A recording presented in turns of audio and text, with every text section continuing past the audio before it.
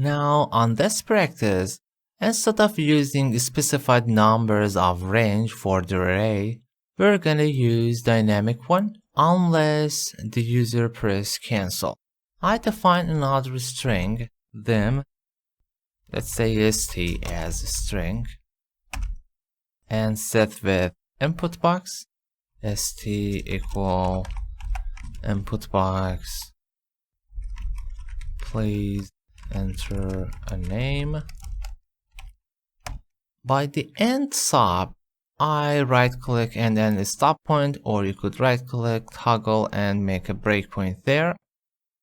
Note that if I run this program and gives any value, of course the st is the same because I entered. But if user left it empty or press cancel button, it will be null or empty string. So by this method, we could recognize user entered the cancel or left it empty to control stopping that. So I define a loop. We say while st is not, and we're using VB null string.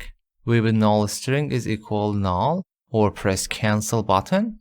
While it is not press cancel button, and let's end when here. Again, we're gonna redefine that. Rhythm, we need to preserve str name and with I, but we didn't define I because it is not a while loop. Although by default integer value it is 0, but to make sure, always assign the initial value. And here I want to add each time 1 for counting. I equal the previous value plus 1. So it is 0. I plus 1, it is 1. It's gonna be extend 1 time. And assign the value. Str name I equal to st. So we defined the dynamic array, one integer variable, one string variable, assigned initial value for I, and asked the user for a name assigned into the st, while st it is not empty, which it is not cancelled or left it empty. 1 time is counting, it started from 0, so it is 1. Redefine the dynamic array, we set the values and went. Okay, let's just try is it working or not. Sam. Okay, we get overflow here and it is getting more than once. Actually is getting immediately to the maximum, while it is null string. And sorry, I forgot to here ask again the input box, so it has to ask again and check the command, because after asking once was doing that for unlimited times. Alright, let's try again. Sam, Alex, Max, and now if I press cancel, that's gonna stop.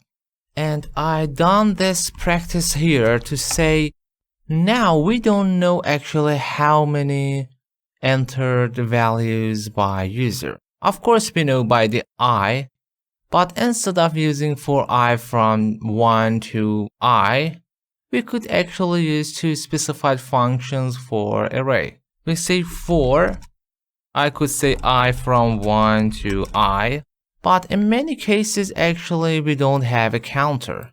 Instead of that, we have the functions named LBound for lower bound, for very beginning of the array, str name, to UBound or upper bound for very end of the array, str name,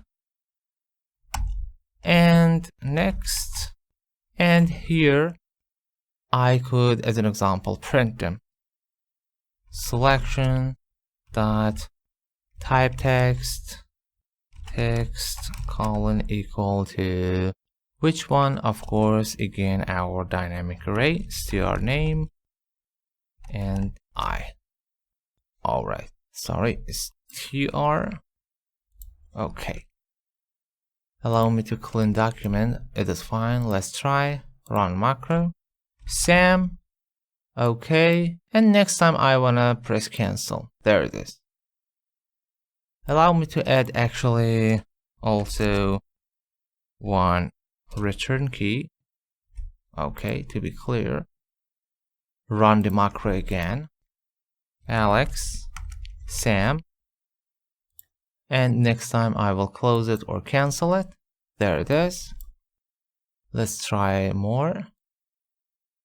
Alexa, John, Sam, Elon, Bill, Steve. And I think that's fine, cancel. So with this method, actually we made dynamic. We'll get the names until press cancelled or close button or left empty. And here we defined another loop from very lower bound to upper bound of our dynamic array and started type it that and press return.